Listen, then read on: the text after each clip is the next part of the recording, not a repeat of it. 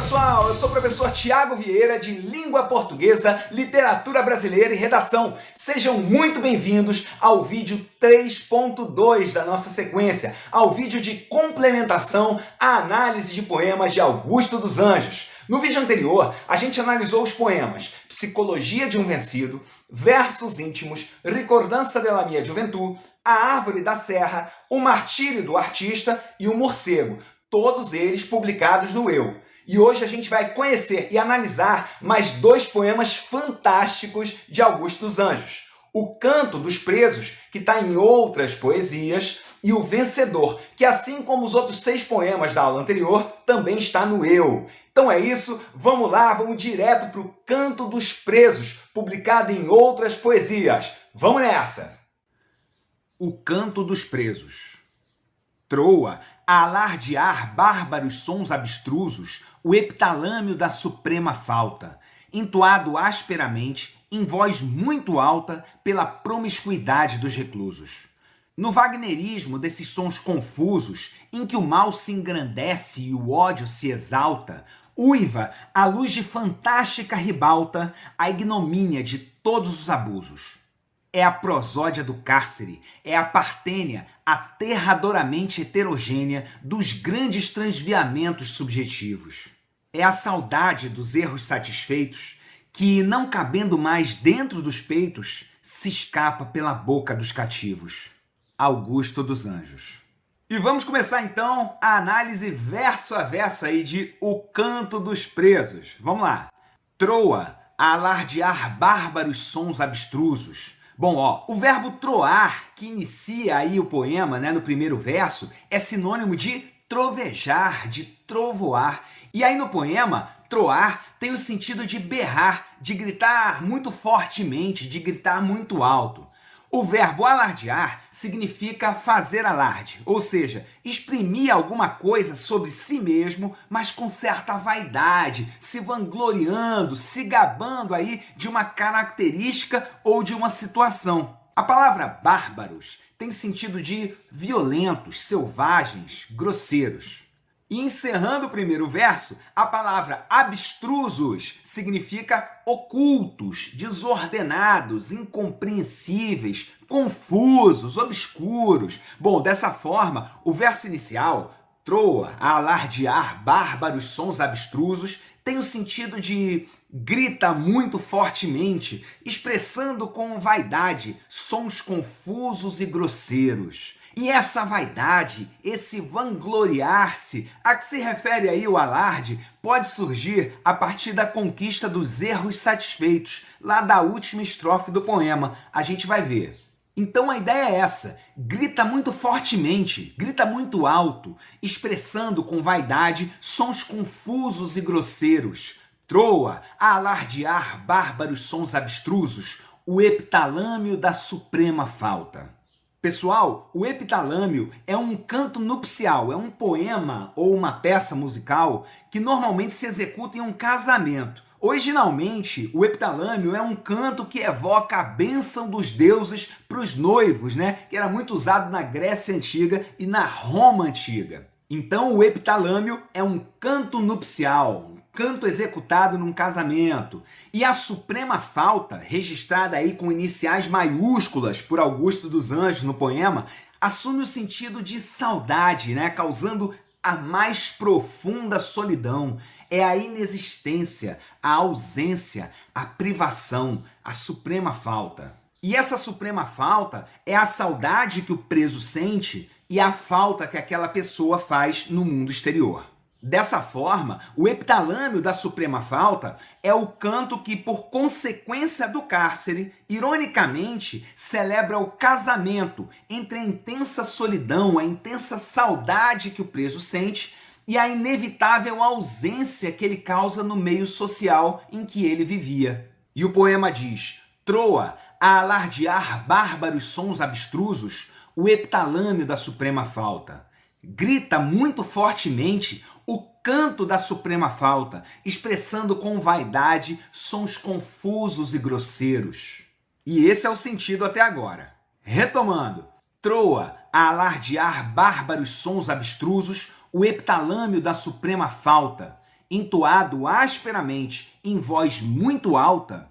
Bom, o verbo entoar geralmente assume o sentido de cantar no tom, cantar afinadamente, mas também pode significar fazer estrondo. Então, ao ser entoado, a gente espera que o canto seja afinado, que ele seja harmônico. Quando o eu lírico apresenta uma entoação áspera e gritada, o poema propõe um paradoxo ou acaba enfatizando o troar lá do início do primeiro verso. Reparem que o epitalâmio da suprema falta deve ser entoado asperamente, em voz muito alta, ou seja, deve ser cantado de forma rude, de forma incisiva, de forma enfurecida, afinado com a dureza, afinado com o amargor, que são pertinentes à celebração dessa solidão absurda que o preso sente. Então vamos lá, retomando o poema. Troa, a alardear bárbaros sons abstrusos, o epitalâmio da suprema falta, entoado asperamente, em voz muito alta, pela promiscuidade dos reclusos. Bom, e é importantíssimo a gente perceber que no poema a palavra promiscuidade não tem o sentido atribuído atualmente, o sentido aí de libertinagem, de imoralidade sexual, de galinhagem. Promiscuidade é uma palavra que vem do latim, promíscuos. Ela é formada por pro, que é à frente, e miscere, que é misturar. Então, assim como o epitalâmio, a palavra promiscuidade era usada na Roma Antiga e ela servia para designar a mistura, a convivência de classes sociais diferentes, muitas vezes aí considerada uma mistura desordenada, confusa, inapropriada. Mas definitivamente promiscuidade não tem o sentido aí de libertinagem no poema. E dessa forma, Augusto dos Anjos emprega promiscuidade com seu sentido original, ou seja, com sentido de mistura, com sentido de massa, uma massa indiscriminada. Bom, a palavra recluso se refere a preso, com sentido de encarcerado, isolado, solitário. Então, esse verso indica que os reclusos, apesar de estarem presos por motivos diferentes, de terem histórias de vida diferentes, eles são referidos como uma mistura. E é essa mistura, essa convivência forçada aí pelo cárcere, pela prisão, que entoa o epitalâmio da suprema falta. Vamos verificar aí, ó. Troa a alardear bárbaros sons abstrusos, o epitalâmio da suprema falta, entoado asperamente em voz muito alta pela promiscuidade dos reclusos. É o epitalâmio da suprema falta que troa a alardear bárbaros sons abstrusos. A promiscuidade dos reclusos é que entoa o epitalâmio da suprema falta em voz muito alta. Então, qual é o sentido aí dessa primeira estrofe? O canto insuportável da solidão humana, ou seja, o epitalâmio da suprema falta, grita muito fortemente, expressando com vaidade sons confusos e grosseiros. É a mistura, essa mistura que confunde as individualidades dos presos, que são forçados a conviver pelo cárcere, ou seja, essa promiscuidade que entoa asperamente o epitalâmio da suprema falta em voz muito alta. Troa a alardear bárbaros sons abstrusos, o epitalâmio da suprema falta, entoado asperamente em voz muito alta pela promiscuidade dos reclusos. E vamos aí para a segunda estrofe. No wagnerismo desses sons confusos, abrindo a segunda estrofe, o verso apresenta o termo wagnerismo, que faz referência a Wilhelm Richard Wagner, maestro e grande compositor clássico. Algumas das principais características das composições de Wagner são a dissonância e o cromatismo. Então são composições muitas vezes assimétricas, classificadas aí como músicas lúgubres, sinistras, fúnebres, confusas, tensas, de difícil compreensão e até mesmo aí numa visão mística ou religiosa, como músicas portadoras de mau agouro, de má sorte. Então, no poema, o termo wagnerismo assume o sentido de desarmonia, de desencontro, de confusão. Wagnerismo é sinônimo de caos. Leia-se, portanto, no caos desses sons confusos. Reparem também que as palavras mal e ódio são destacadas com iniciais maiúsculas, porque esses sentimentos se sobressaem em meio a esse caos desses sons confusos. O mal se engrandece e o ódio se exalta justamente por eles serem pontos comuns, por serem pontos de interseção, por surgirem aí como uma consequência da ignomínia de todos os abusos, que é comum a todos os presos. E a gente já vai entender o que é essa ignomínia de todos os abusos. Retomando para a gente seguir, no wagnerismo desses sons confusos, em que o mal se engrandece e o ódio se exalta, uiva, à luz de fantástica ribalta, a ignomínia de todos os abusos. A ignomínia de todos os abusos uiva à luz de fantástica ribalta. E vamos aí ao sentido das palavras para compreender o sentido dos versos. Ignomínia é uma desonra extrema, é uma humilhação pública que causa um enorme constrangimento. Abuso é sinônimo de excesso, de injustiça, de desrespeito. E o verbo uivar denota que a ignomínia de todos os abusos, ou seja, que essa desonra extrema causada por todo o desrespeito infringido aos presos, é uma fera voraz. A ignomínia de todos os abusos uiva porque é uma fera voraz.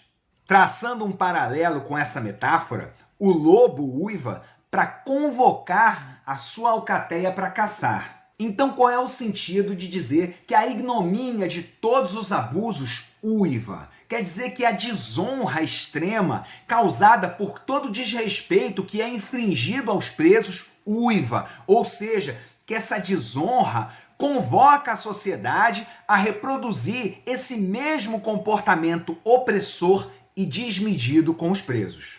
A ignomínia de todos os abusos uiva, à luz da fantástica ribalta. A expressão à luz de significa conforme, de acordo com, e a palavra fantástica assume o sentido de irreal, fantasiosa, que se contrapõe à realidade, que mascara a realidade.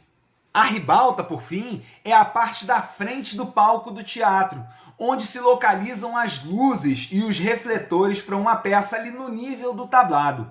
Ribalta ainda pode assumir o sentido de teatro, de palco, de peça teatral. Então, quando o poema apresenta que a ignomínia de todos os abusos uiva à luz de fantástica ribalta, ele diz que a desonra extrema causada por todo desrespeito infringido aos presos uiva, ou seja, convoca a sociedade a reproduzir esse mesmo comportamento opressor e desmedido. E isso acontece sob a luz opressora do conservadorismo social, que mascara a realidade do cárcere, a fantástica ribalta, criando um espetáculo irreal que minimiza a dignidade dos presos, reduzindo bastante a possibilidade de ressocialização. Troa a alardear bárbaros sons abstrusos, o heptalâmio da suprema falta, entoado asperamente, em voz muito alta, pela promiscuidade dos reclusos. No wagnerismo desses sons confusos, em que o mal se engrandece e o ódio se exalta, uiva, à luz de fantástica ribalta, a ignomínia de todos os abusos. É a prosódia do cárcere, é a partênia. Bom, a prosódia é a pronúncia correta das palavras, de acordo aí com a sua acentuação, com a tonicidade de cada palavra.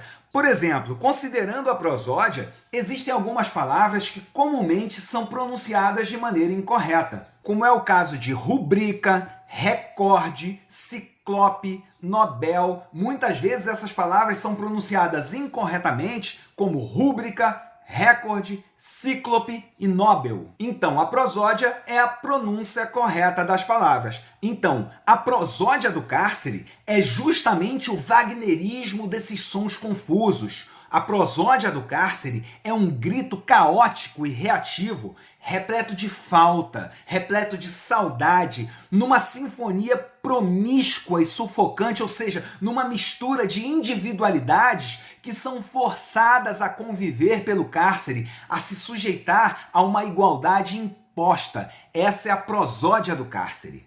E o poema prossegue. É a prosódia do cárcere, é a Partênia. Bom, na antiga Esparta, Partênio é filho bastardo. Esse termo é designado principalmente para as crianças que nasceram durante as guerras das Messênias, entre Esparta e Messênia. Na Grécia Antiga, que simboliza melhor aí o uso da palavra no poema, Partênia era um coral formado por moças que cantavam e dançavam. Também designava aí a flauta que acompanhava esse coro, mas Partênia era um coral formado por moças. E a Partênia era ainda um gênero de poesia primitiva dos gregos, com caráter aí de gravidade, com caráter de tensão. No poema, a Partênia assume o significado de canto, mas também carrega o sentido de filho bastardo da sociedade, de discurso com tensão e gravidade, né, como a música de Wagner. E o poema fala, é a prosódia do cárcere, é a Partênia aterradoramente heterogênea dos grandes transviamentos subjetivos. Essa Partênia aterradoramente heterogênea significa o canto entoado caoticamente por vozes desarmônicas, por pessoas absurdamente diferentes entre si, com histórias e com singularidades que não se reduzem a uma massa uniforme. Então, é a prosódia do cárcere, é a Partênia aterradoramente heterogênea dos grandes transviamentos subjetivos. Transviamentos são erros, são os desvios de conduta que acabam infringindo a lei e levam aí o preso ao cárcere, né? Que levam a pessoa à prisão. Então, transviamentos são erros. Subjetivo é o que é relacionado a cada sujeito, ao que é próprio de cada indivíduo. Então, subjetivo é aquilo que expressa a individualidade, a diferença.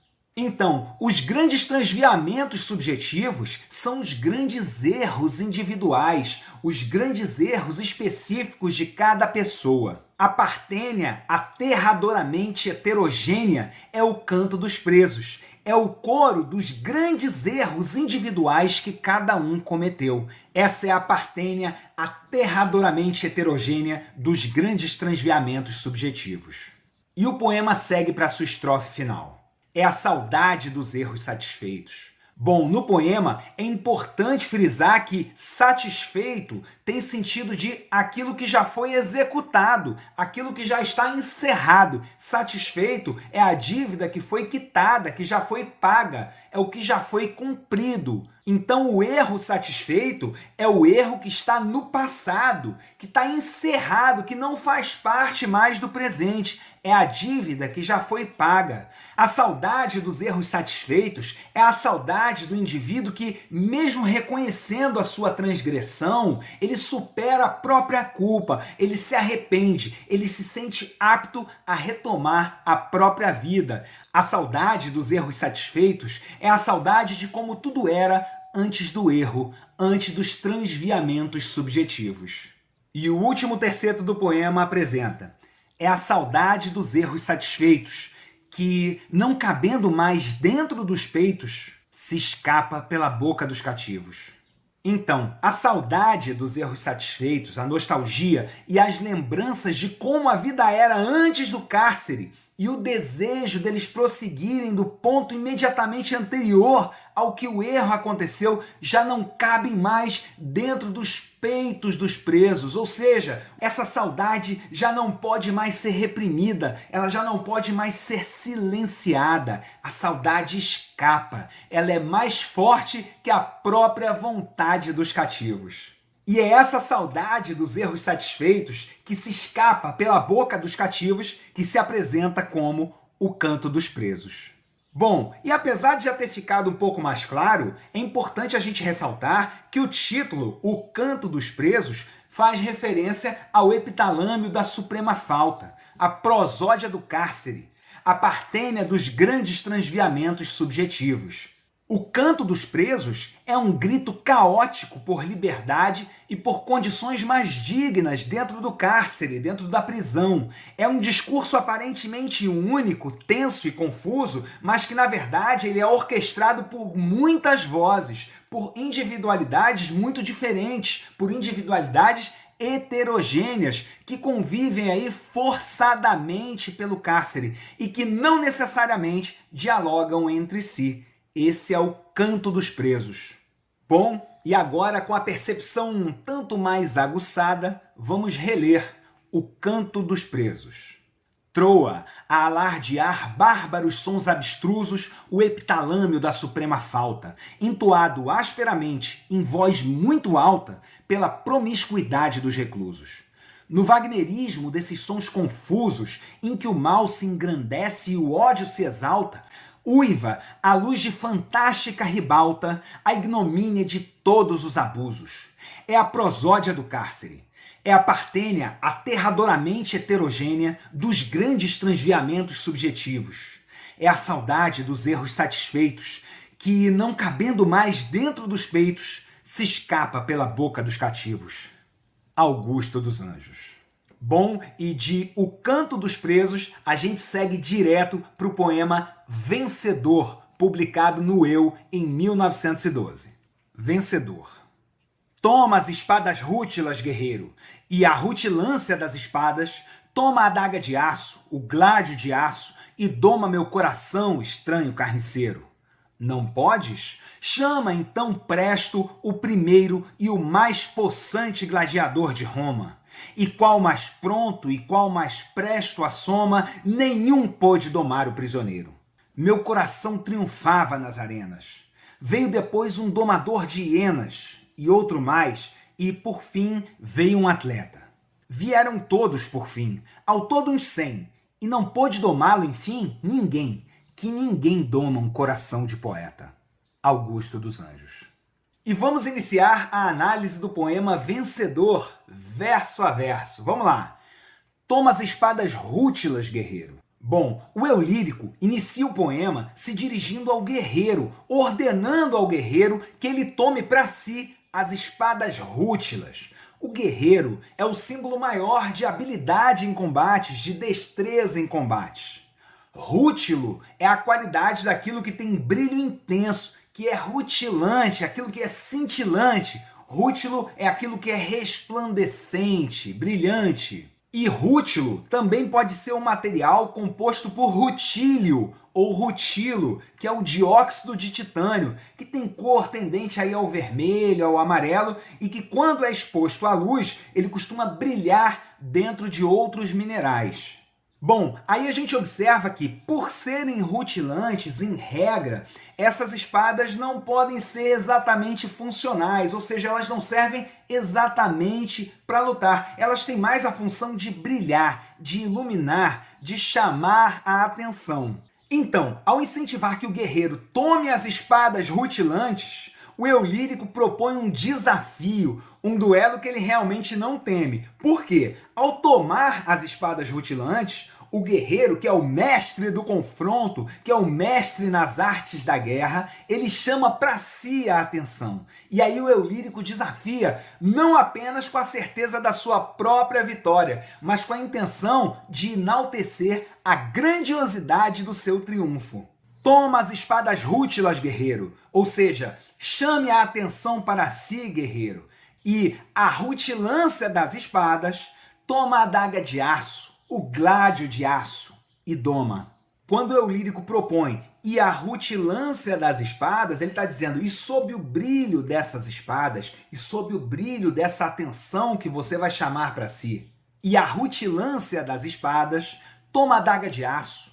Bom, a adaga é uma espécie de espada curta, com 2 gumes, com corte aí dos 2 lados, e com uma grande capacidade de perfuração. A adaga é mais um instrumento de defesa do que de ataque. Nas arenas, a adaga tinha mais a função de resistir ao golpe do adversário, de cortar a ponta da espada quando fosse defender. O gládio, por sua vez, era a arma principal da Roma antiga. É uma espada mais longa, utilizada aí para atacar, também com corte dos 2 lados, com 2 gumes, e também com alto poder de perfuração. Então o guerreiro entrava na arena com a adaga de aço e com o gládio de aço para poder duelar. E uma informação interessante é que o gládio de aço apresentava a propriedade de conseguir perfurar aquelas vestimentas metálicas de proteção do adversário. O gládio de aço era efetivamente uma arma muito poderosa. Toma as espadas rútilas, guerreiro. E a rutilância das espadas toma a adaga de aço, o gládio de aço. Repare aí que o eu lírico desafia o guerreiro a tomar as espadas rútilas e, sob o brilho dessas espadas gloriosas, tomar ainda a adaga e o gládio de aço. Dessa forma, o poema situa esse duelo numa arena da Roma antiga, no Coliseu, por exemplo. Toma as espadas rútilas, guerreiro, e a rutilância das espadas toma a adaga de aço, o gládio de aço, e doma meu coração, estranho carniceiro. Reparem que o eu lírico apresenta a seguinte ideia: toma as melhores armas que tens à tua disposição, guerreiro, e tenta domar meu coração. E veja aí que o eu lírico encerra esse primeiro momento designando o guerreiro como um estranho carniceiro. Carniceiro é aquele que se alimenta de carne, aquele que negocia a carne, que é assassino, que é sanguinário, que é violento, que é cruel. E aí, ao chamar o guerreiro de estranho carniceiro, o eu lírico se posiciona justamente como o oposto dele, aquele que celebra a vida, o poeta, que vê com estranheza aquele carniceiro porque não faz parte da sua essência. Dessa forma, o eu lírico se posiciona justamente como o contrário desse estranho carniceiro. Toma as espadas rútilas, guerreiro, e a rutilância das espadas toma a adaga de aço, o gládio de aço, e doma meu coração, estranho carniceiro. Não podes? Chama então presto o primeiro e o mais possante gladiador de Roma. Bom, repare aí que no início da segunda estrofe, ironicamente, o eu lírico indica que o guerreiro, mesmo com as melhores armas, demonstrou incapacidade para domar o seu coração. Repare que o verbo utilizado é poder e não conseguir. Não é que o guerreiro não conseguiu, o guerreiro não pôde, o guerreiro derrotado nem tentou. Por isso a gente vê essa combinação de pontuação aí, da interrogação com a exclamação, não podes, com esse tom de ironia. E aí ele continua, chama então presto o primeiro e o mais possante gladiador de Roma. Bom, o adjetivo presto assume aí a função de advérbio, né? Com presteza. Chama então com presteza, chama logo, chama sem perda de tempo, já que não podes, guerreiro, chama logo, chama rapidamente, chama sem perda de tempo, o primeiro e mais possante gladiador de Roma. Presto tem esse sentido de rapidamente, sem demora, sem perda de tempo. Chama então presto o primeiro e mais possante gladiador de Roma. Repare aí que o eu lírico aumenta o desafio, convocando então o mais forte, o mais poderoso, o mais vigoroso gladiador de Roma. Já que não podes domar meu coração, guerreiro, chama logo, sem perda de tempo, o principal e o mais poderoso gladiador de Roma. E é nesse momento que o eu lírico sinaliza com mais precisão que ele está efetivamente na antiguidade clássica, na Roma antiga. Não podes? Chama então presto o primeiro e o mais possante gladiador de Roma. E qual mais pronto e qual mais presto a soma, nenhum pôde domar o prisioneiro. E vamos seguindo. O verbo assomar é sinônimo de vir, de chegar. E a expressão igual tem sentido de tal qual, assim como. Então a ideia dessa estrofe é a seguinte: já que não podes domar meu coração, guerreiro, chama logo, sem perda de tempo, o principal e mais poderoso gladiador de Roma, tal qual convoca o que está mais preparado, assim como o que mais rapidamente aceita o desafio e chega à batalha. Nenhum deles conseguiu domar o prisioneiro. E o poema continua: meu coração triunfava nas arenas. Bom, vale lembrar que quem adentra a arena nem sempre está lá por vontade própria. Muitos presos eram colocados na arena para um entretenimento ali daquela parcela privilegiada que detinha o poder.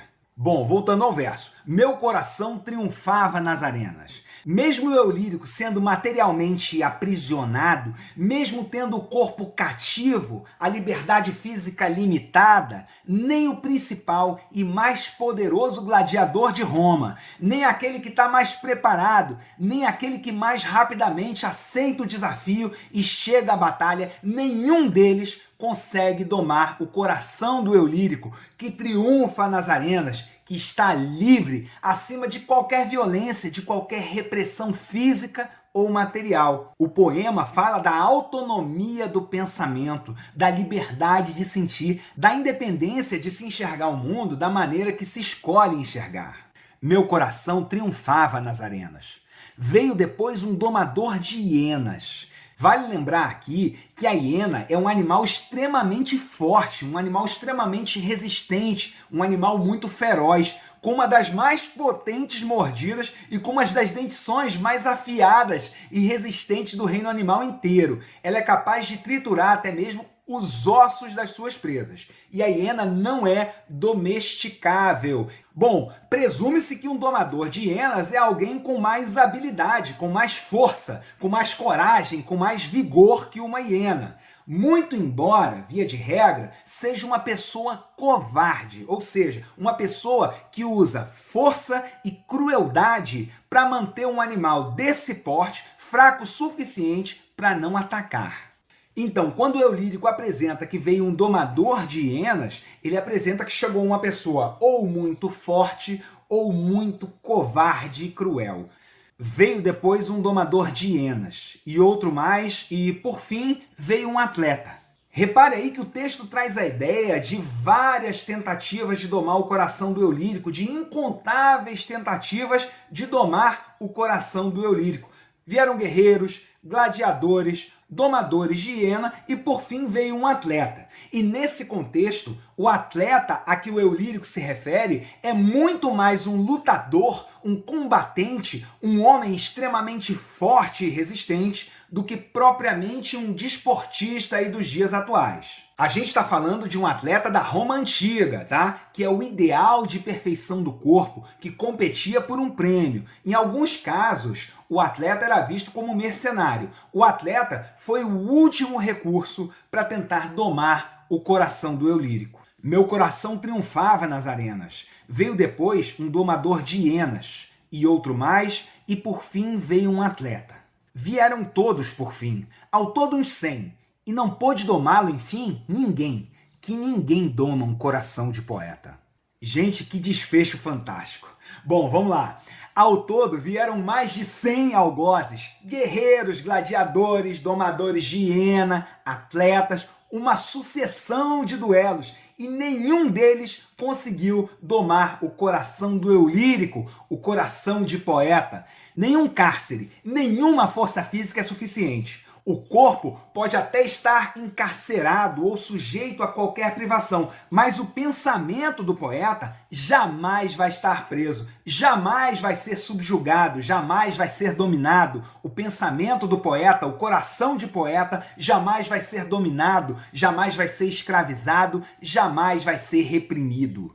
E sobre o verso final, que ninguém doma um coração de poeta, de acordo com Aristóteles, a poesia seria o impulso do espírito humano para criar algo a partir da imaginação e dos sentimentos. Então a poesia é a plenitude do espírito humano. O coração de poeta é a essência da singularidade humana. O coração de poeta é a essência contra a qual nenhuma força exterior pode lutar. E vale ressaltar que o eu lírico não se refere ao poeta, mas ao coração de poeta. É possível, então, possuir um coração de poeta sem que se tenha escrito sequer uma única linha em toda a vida.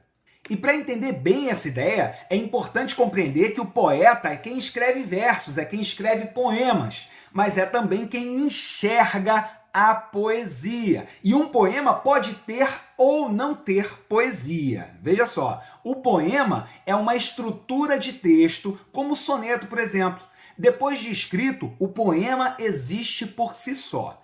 A poesia, por sua vez, é um atributo que pode existir em qualquer coisa que depende do olhar, da percepção, do coração de poeta. A poesia pode existir na flor, no sorriso, no belo, na vida, no poema, no óbvio, no texto, no inesperado, na morte, porque ninguém doma um coração de poeta. E para finalizar, vamos ao título do poema, Vencedor. Pessoal, reparem que a escrita ela é sistematizada mais ou menos aí entre 4.000 e 3.000 a.C. A poesia surge e se perpetua como tradição oral antes da escrita. O coração de poeta é o responsável pela arte, que é a mais autêntica expressão humana. E o poema traz a ideia de que, apesar de todas as dificuldades, a poesia, a resistência da arte na história, atravessa o tempo vencendo a violenta opressão que se apresenta ao longo desse tempo. O título do poema se refere ao poeta, ou ao ser humano com o coração de poeta, que é capaz de enxergar e desvelar a poesia, que é capaz de resistir, dialogando com o mundo através da arte. Eis o vencedor, o indomável, aquele que tem o coração de poeta. Bom, e agora com a visão um pouco mais aprimorada, vamos reler O Vencedor. Toma as espadas rútilas, guerreiro, e a rutilância das espadas, toma a adaga de aço, gládio de aço, e doma meu coração, estranho carniceiro. Não podes? Chama então presto o primeiro e o mais possante gladiador de Roma, e qual mais pronto e qual mais presto a soma, nenhum pôde domar o prisioneiro. Meu coração triunfava nas arenas. Veio depois um domador de hienas, e outro mais, e por fim veio um atleta. Vieram todos por fim, e ao todo uns 100, e não pôde domá-lo, enfim, ninguém, que ninguém doma um coração de poeta. Augusto dos Anjos. E é isso aí, pessoal. Essa foi a aula 3.2 da nossa sequência, o complemento da nossa aula de análise de poemas de Augusto dos Anjos, o singularíssimo poeta do eu. E eu sou Thiago Vieira, professor de Língua Portuguesa, Literatura Brasileira e Redação, e a gente se encontra na próxima aula. Um abraço e valeu!